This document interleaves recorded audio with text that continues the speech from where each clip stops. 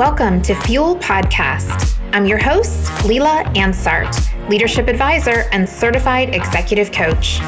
On this podcast, you'll hear the stories of successful individuals and how they were able to overcome adversity by channeling strength from an internal driving force.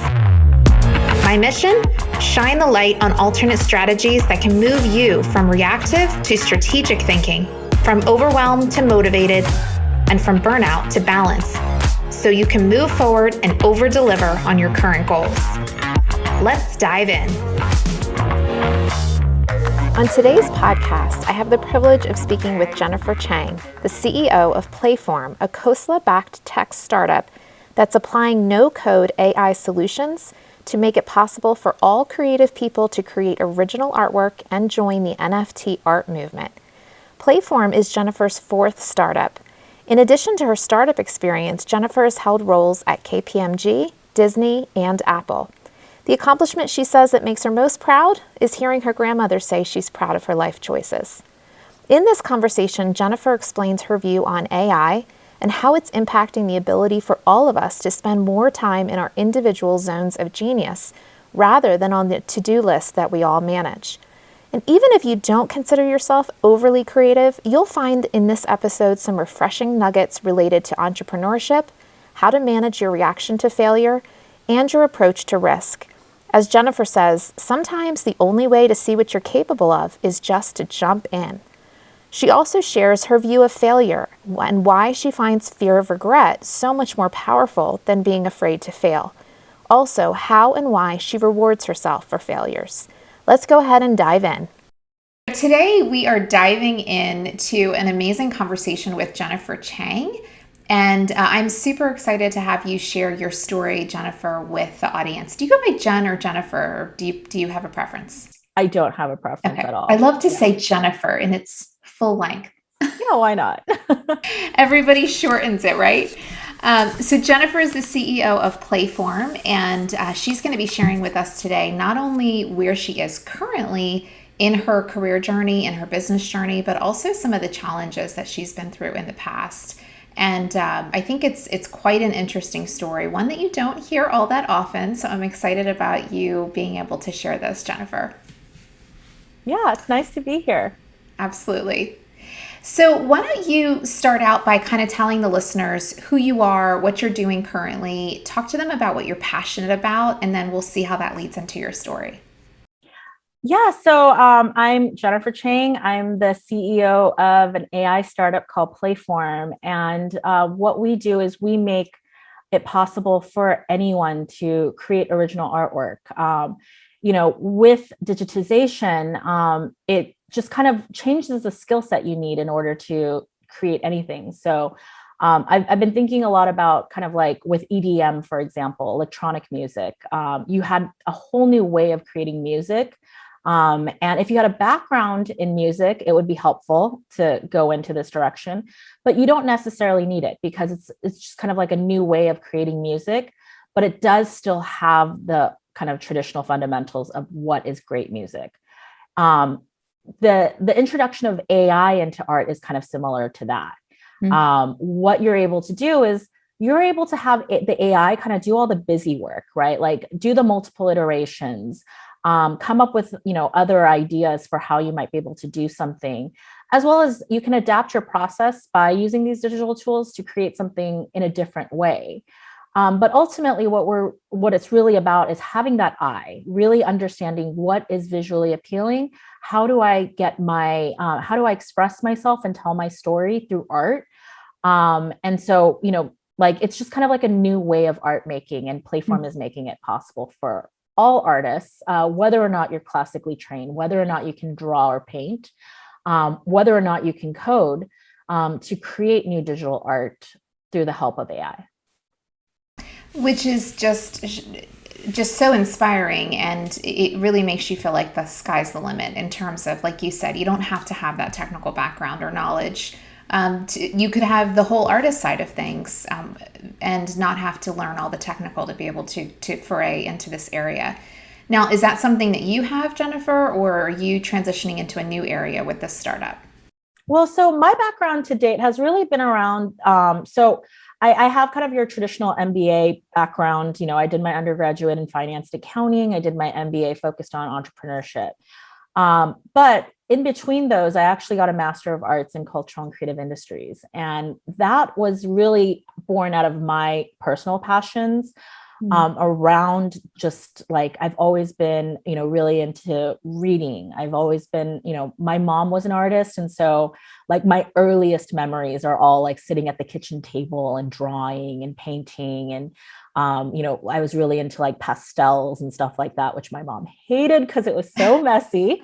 It is. But it was like my favorite form of art, of course. And I was just always doing things like that. And I was always into film and television. And, just I think the creative aspect of humanity has always been the thing that drove me. And in my career, I found that, that's continued to just kind of be part of everything that I am. I love finding creative people, whether they be artists or filmmakers or technologists, right? Like technology is actually a very creative way of thinking. It requires creativity. And I just naturally gravitate towards those people, and those are the people I want to be around. And so all of the businesses I've started have been in the creative space, working with creative people, whether it be in the film industry, or I've worked with kind of that celebrity influencer industry that's risen over the past decade, been very involved in that. And now with Playform, I feel like I've come like this full circle from that kitchen table where I was drawing to now building a platform that enables all artists to create what they imagine, and to kind of maintain that childlike wonder of, kind of putting your vision out there for others to experience and see as well. I love what you just said, create what you imagine. Is that a tagline that you're wrapping into your conversation, or did you just happen to be that brilliant in the moment? Yeah, like it's just, that's really what the tool is about. Like the way I see it is, AI, people are really scared of the singularity and AI is going to come and kill us all. I don't see that yet. But really where I see AI being applied is in productivity. AI is more productive than humans. It's able to do more. It's able to process at different speeds. But what AI really enables is like they're human assistants, right? They're helping us at this point. And really what it frees us up to do is, by taking away all that productivity work, it's allowing us to be more and more creative.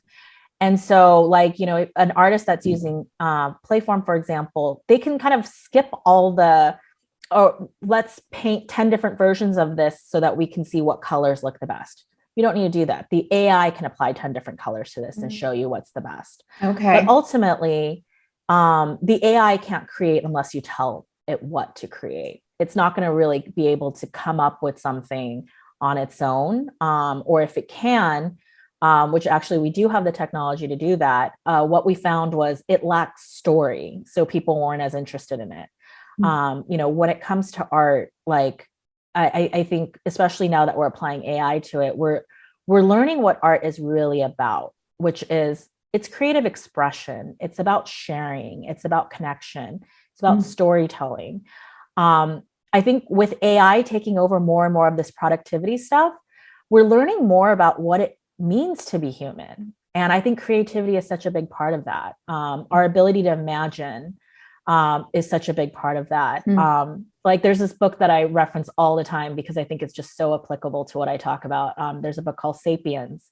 It was kind of just about like looking at us as like an animal species, and what is unique about us is our ability to lie or our ability to tell stories. None of the other animals can do that. And that's really what took us to where we are today, because we could convince each other that, let's work together on this. I have a vision for this. I think we can do this. Like being able to share that is what brought us here. And I think now with AI, it's taking away a lot of the work and the productivity and the, just kind of like the detail level, so that we can think at this whole other level of just being creative beings. That is really inspiring. It's almost as if you're freeing up your mental load. You're freeing up the bandwidth so that you can spend time in that creative zone of genius instead of thinking about all the things you have to do. Exactly. We all love to spend more time there, whether we're, classical artists or not. Mm-hmm. And that's what I find too. Like, I think if you asked anyone, like I have all these friends who have creative jobs, but I think if you ask them, I'll pay you 50% of your salary just to create art, they would all jump at it, because I think art is not just like something you do, but it's something that really nourishes you and like makes you more human. And I've been thinking a lot about this. I think we live in like, people refer to this time as like the culture wars, and there's just a lot being disrupted right now. And I think particularly in times like this, we really need artists. We really need people who can help us express what we're feeling, and to process all of that, and then to share it with others, so that we're not just like talking, but also showing. There's just so many ways to communicate, and art is such an important aspect of it. And I think artists really drive the culture. And so, in this time, I think it's really important that we invest in artists, because I think we are shaping kind of a whole new way of us as a culture. The human culture is changing. Wow, that's quite a view. So, you talked about coming full circle from the kitchen table, drawing pastels with your mom, the artist, to now being able to lead the charge on an AI startup that allows people to unleash their creativity and, as you said, create what they imagine. Tell us how you got there. Was this just a clear linear path for you? Were there some bumps in the road? Help us understand that journey. Yeah, I mean, it kind of depends on how far back you go, but I think, to be an entrepreneur is to be open to failure. There's really no other, like way to get here. If you're an entrepreneur, you're forging something new, right? Like you're creating something new. You're creating a new business. You're creating a new way of doing something. And whenever you're doing anything new, you're going to fail, right? Kind of going back to the artist as well. Your first sketch is probably not going to be your best sketch. You're probably gonna have to keep creating to get better at it. And that's kind of how I feel about business. Like, business to me, entrepreneurship is a creative expression of what's going on in my mind.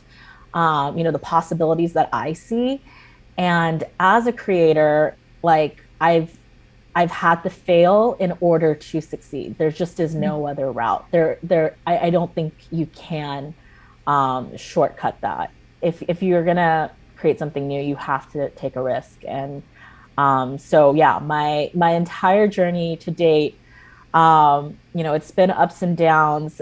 Even every day to date, it's ups and downs, right? Like, you come out of one meeting and you're like, that was amazing. Then you go into the next one and they go, well, we have this huge problem. And you're like, oh my God. Like that's just like a day for me, is like ups and downs, emotional roller coaster that is. And, throughout my career has been as well.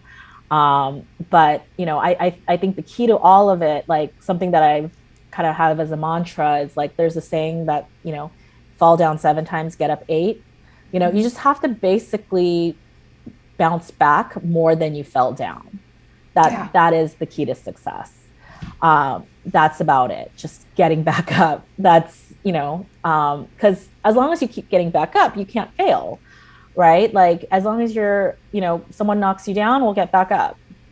There's kind of no end to that cycle. And so that's something that I always think about. Like, yeah, another bump in the road. Well, all right, let's get back up. Let's take on this one too. And then, then you see the next success, then you see the next failure.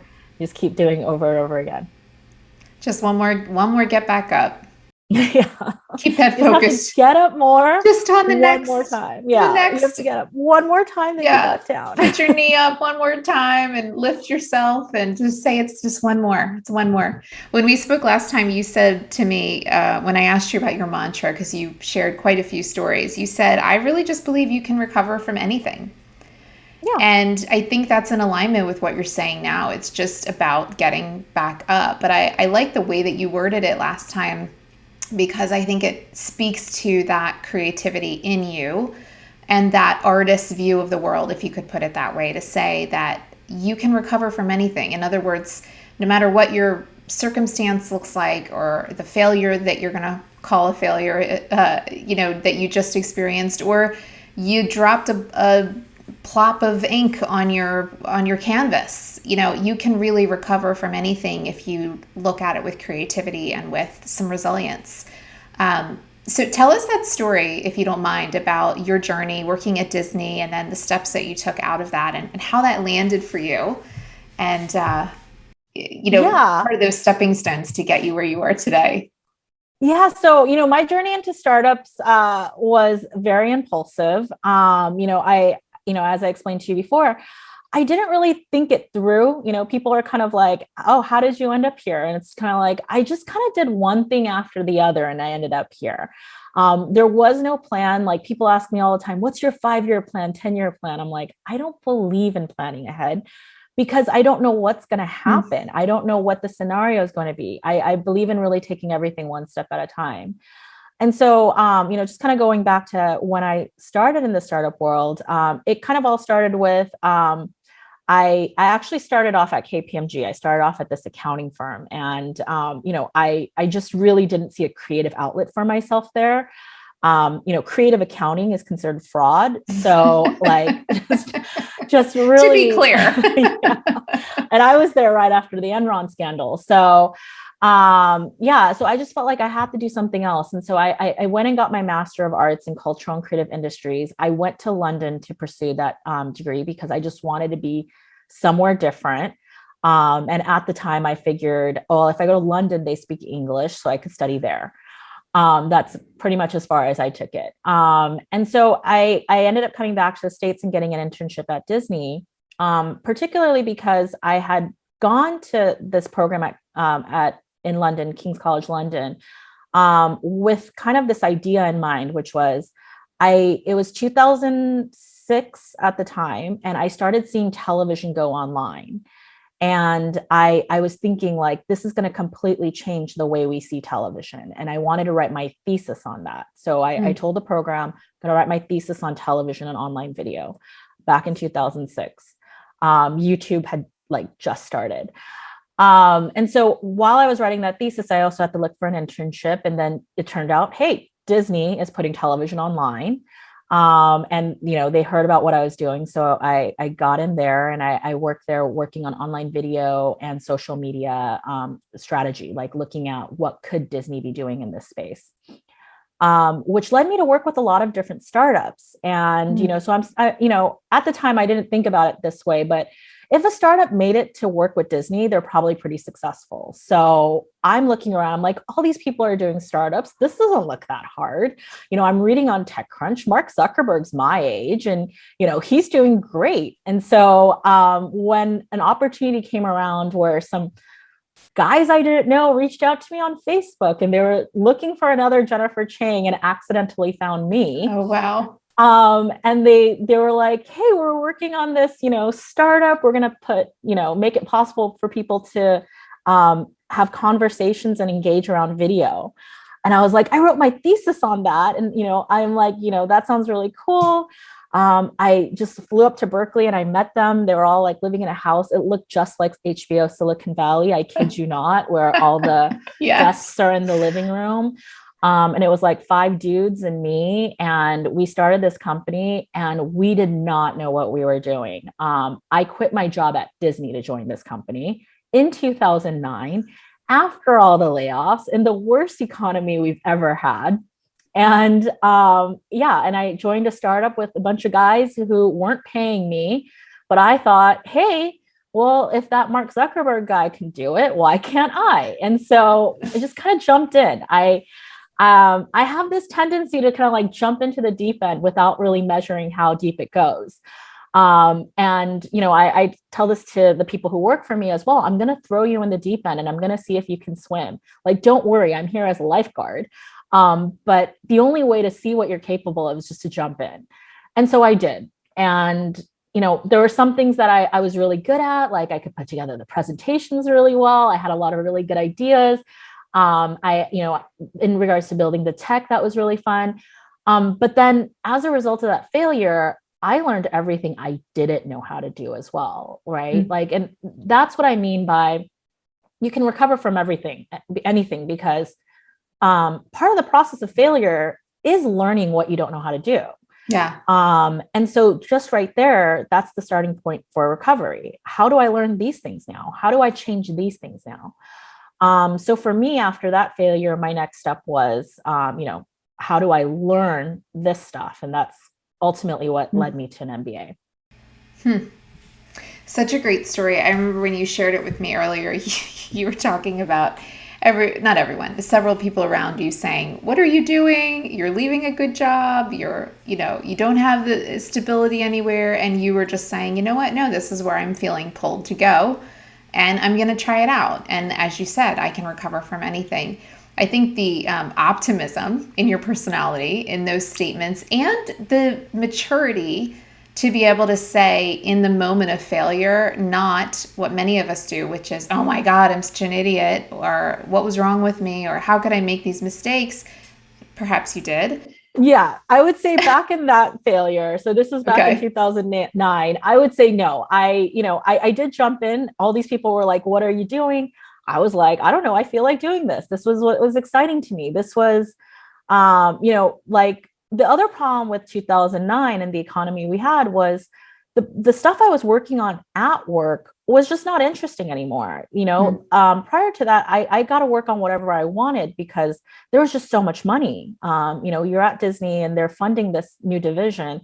You got to try all these cool things. And I really love that. But then the recession happened and it was like, oh, all these projects got canceled.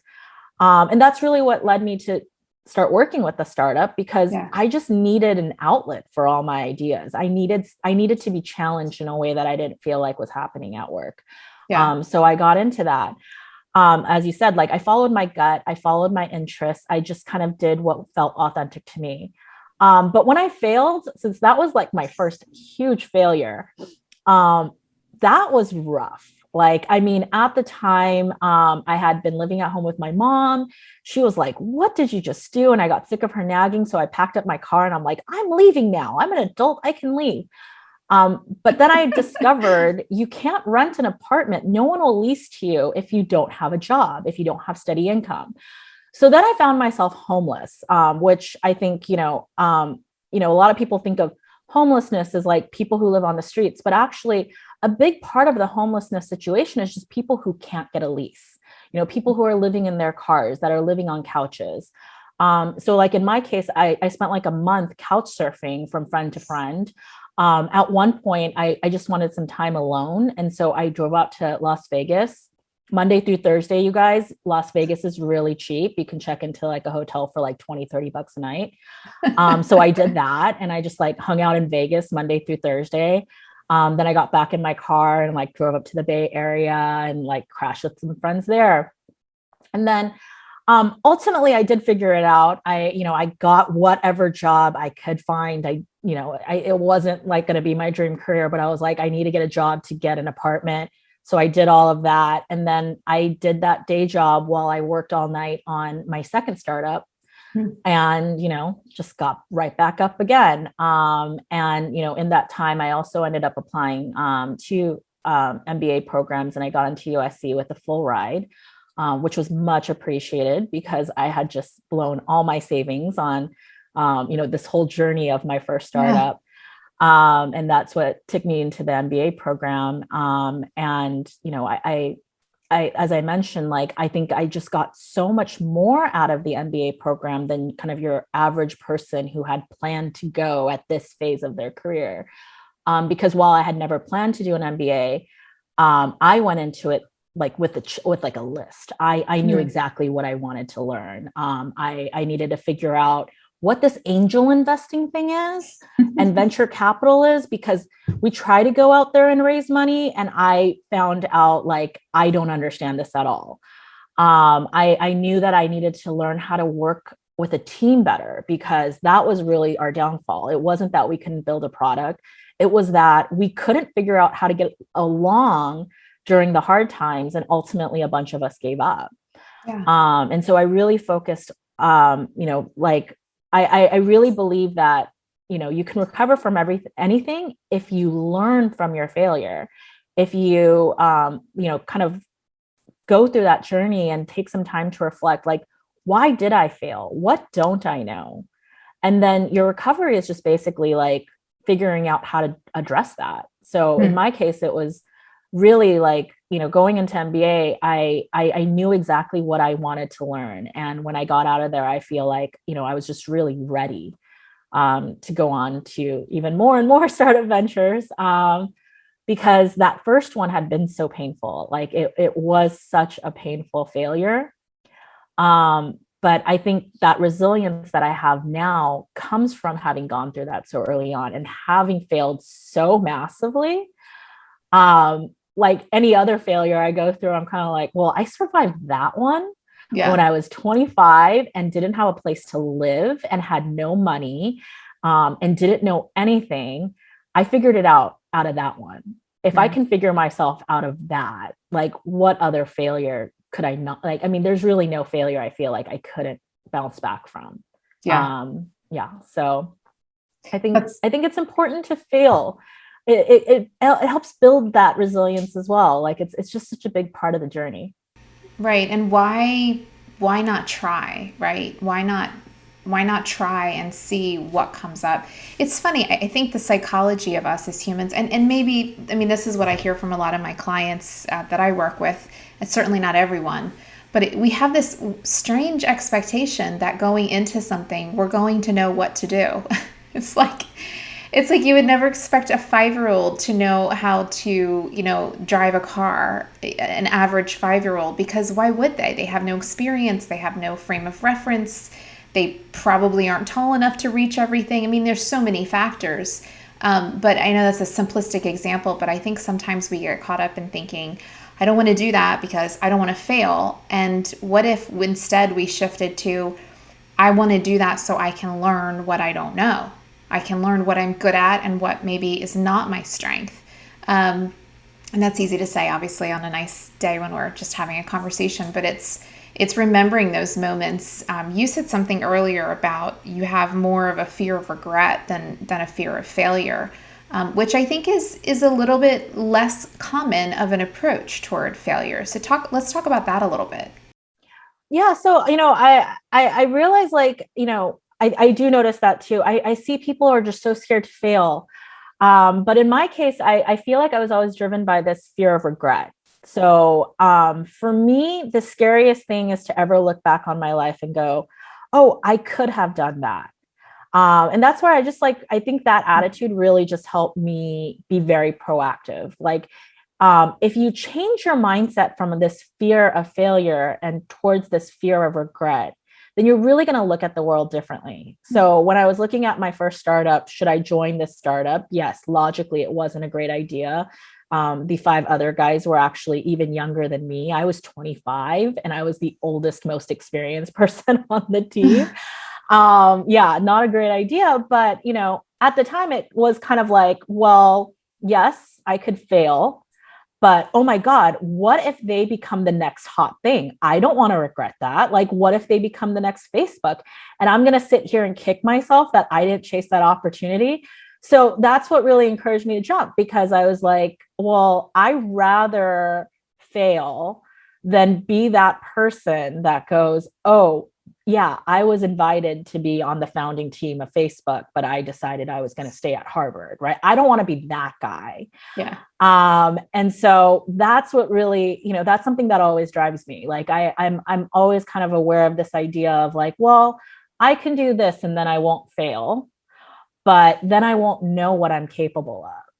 Like I think that's just it's something that, I'm not sure if you can change about yourself, but I would encourage people to really try to shift your mindset from a fear of failure and towards a fear of regret, because it's going to really drive different decisions. And I, in my experience, I think it's resulted in decisions that now, with a lot of hindsight, just having gone, very far from that, it's been almost 15 years now, I'm able to look back and go, I did everything I wanted to do.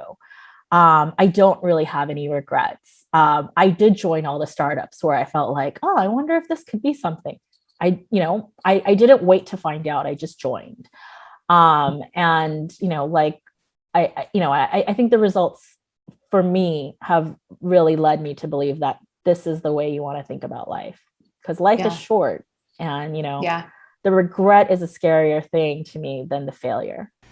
I'd love the chance to unpack that even more, and I'll do so very briefly. But what I'm hearing, and feel free to correct me if I'm wrong, is that you not only reframed it as or naturally feel that it's a fear of regret rather than fear of failure, but your fear of regret is not solely, it's not fear of losing out. It's not that sad, depressing, debilitating feeling. It's more of a, what am I capable of? And why do I want to pass up the chance to test myself and see what's there?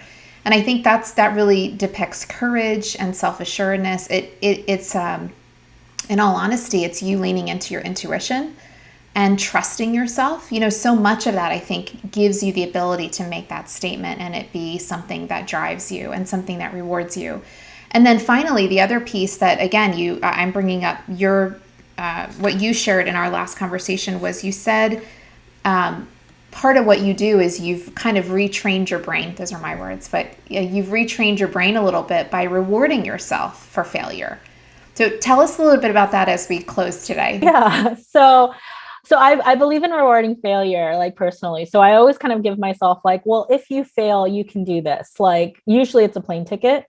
It's like, if you fail, you're going to go here. You're going to buy a plane ticket there. If you succeed, you get a plane ticket too. But I like to kind of always think about failure and like, well, the worst case scenario is I fail and I buy a plane ticket to Bali, or like, worst case scenario is I fail and, like, I get to eat cake. Like, reward yourself for failure so that you have kind of like it's one is to create that soft landing, but to also encourage you to keep trying again. Yeah. Because the worst thing that can happen is that you fail, and failure is not the worst thing, because if you fail, now you have time to go to Bali, right? Like, that's happened for me. Like, a company I worked on didn't work out. Well, that just freed me up to go take a vacation. Or, I like, oh my God, every time, I when you work in the startup world, even beyond the companies I've started, I've also held executive roles in different companies, and I've gotten fired all the time. You're just going to get fired. It's not personal. It's because the company, is going through a constrained time. Your skill is no longer needed at that company because they are such a small startup. Every person has to be invaluable. It's not like a big company where they can kind of carry on extra people. And so, yeah, every time I get fired, I'm like, oh, well, thank you. Now I get to take a trip. Now I have time. Thanks for that severance payout. That's 2 weeks that I get to go on vacation. Like, I really prefer to approach like failure in that way, because I think if you reward yourself for failure, it's also going to give you the courage to keep going after new things, try new things. Yeah. Because failure is really not the worst thing. And you can take that from someone who's failed. Like, I am someone that failed over and over and over again. And in my opinion, that's just made me very resilient. It's led me to listen to my intuition, which is why I think I ended up where I did, and, in a place that I feel very happy with myself, because I didn't, kind of make like decisions based on what you should do, but I just kind of made decisions based on what I want to do. Yeah. And then learn from that. And I also think if you, if you want to be an entrepreneur, if you want to be in the startup world, this is just kind of part of the journey, regardless. Like, you have to learn how to fail, because that's also how you create great businesses.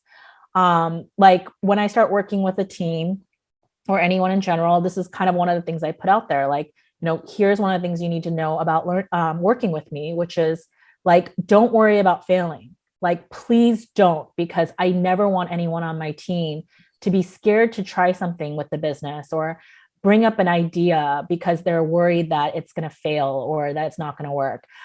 Even more so, I don't want anyone who I'm working with who is testing a new idea to try to manipulate the results to make it look like a success. Because if it's a failure, I want to know that's a failure so that we can fix it or try something else. Yeah. And so to maintain that transparency, I'm very big on creating a culture of failure is not the worst thing. What I emphasize though, the other thing being as part of that failure, never point at someone else. Like, I don't want, I think a lot of times people kind of look at other people and go like, well, you're the reason we failed, or you made that mistake. Or pointing at yourself and saying you're the failure and you're the person that made the mistake. Failure is just part of the journey, and mistakes are just part of trying anything new. And if anything, I want to build a team culture where people are very comfortable with failure and making mistakes and can own up to those mistakes and say, you know what, that test failed, that product failed. I think it's because we did X, Y, and Z. You know what, we're going to try it again, but we're going to fix X, Y, and Z. Yeah. Or, we tried everything and I think we did everything that we could and it didn't work. So let's just try something completely different. I need, in order to build any company, one, you cannot do it alone. And two, you need brave people alongside you. And I think as a leader, it's really important to give people a place where they can feel brave, because failure is rewarded, right? Like, I'm kind of like, hey, if this fails, you guys, we're going to try something else. Or if this doesn't work out, well, that means we don't have to do that anymore. Like, I really like to think about it from that point of view, with my team as well. I think that's pretty enlightening, a way to view the challenges, especially in the startup world where so many things change on a dime so quickly and so often. Thank you for sharing that and for being open enough to tell us your story and speak openly about the experiences that you've had so that we can see those insights too. It's really been awesome to talk to you. Jennifer, tell us as we close up today, how can the listeners learn more about you, get in touch if that's an option? What would you like them to know about your platform and where you see yourself in the future? So I have no idea where I'm going to be in the future, because as I said, I don't make plans. I focus on whatever's in front of me. It's like one step at a time. I might have like a strategy of where like I'd like to end up, but how I'm going to get there, it doesn't matter. Like, I do believe if you listen to your gut and intuition, it'll lead you there. Like, if you listen to yourself, you're going to end up where you belong. And so I have full faith in the universe, and myself, that I will be somewhere great in 5 to 10 years. But in regards to me, people can look me up on LinkedIn. I have a personal policy that if a young woman reaches out to me for career advice, I have to give her 30 minutes. That's just kind of part of how I pay it forward, because I've just had these amazing female mentors. I could do a whole episode on that, on mentors and how important they are. And but yeah, so people can always feel free to reach out to me. And then as for my company, if you're interested in creating art or seeing if you have an inner artist, I encourage you to check out playform.io. We have a free trial, so everyone can get started free. Most of the tools within our platform you can use for free. It's just you pay to download the results that you really like. So yeah, I really encourage everyone to check it out. I also think it's a really great tool for anyone who's interested in learning more about AI. I think AI, especially after this pandemic, is going to become the driving tech for the next 10 years. I think it's so important that everyone understands how AI works and how humans are going to be interacting with AI moving forward, because it's already in our social algorithms. It's already, powering all these things around the world. And over the next 10 years, I think it's going to just start becoming more and more pervasive. And I think Playform, we've really created this tool that allows for some transparency between the AI and human. And it starts to kind of, for me, I think it's a really great way to get over this fear that a lot of people have of the coming AI apocalypse, because that's really not what's going to happen. If you start to understand the technology, you're going to really start to see the potential for this and how it can really unlock more of what it means to be human. And so, yeah, anyone curious about that, check it out, play with the AI and see what you see. Wonderful. Well, again, Jennifer, thank you. I wish you a wonderful rest of your day. Thank you for that create what you imagine statement. I think that's probably one of the ones that I'm going to keep with me for a while. Put that on a Post-it on my desk. And I think that's also going to like that trust your intuition, right? Yeah. That's your imagination. Create it. Yeah, that's definitely a big piece of why that speaks to me. So thank you for that. All right, wonderful. Well, with all of that, we'll sign off. And until the next episode. This podcast is brought to you by Leadership Impact Strategies. We help managers to become effective leaders so they can navigate uncertainty and create highly successful outcomes for their organizations. Like what you heard on today's episode? Come on over to our website where you can grab your free checklist for holding an engaging team meeting, whether it's virtual or not. Find it and other free resources at www.leadershipImpactstrategies.com/resources. Finally, don't forget to subscribe wherever you listen to your podcasts so you'll be notified when a new episode of Fuel Podcast drops. Until then, I'm Leela Ansart, and here's to you finding the fuel you need today.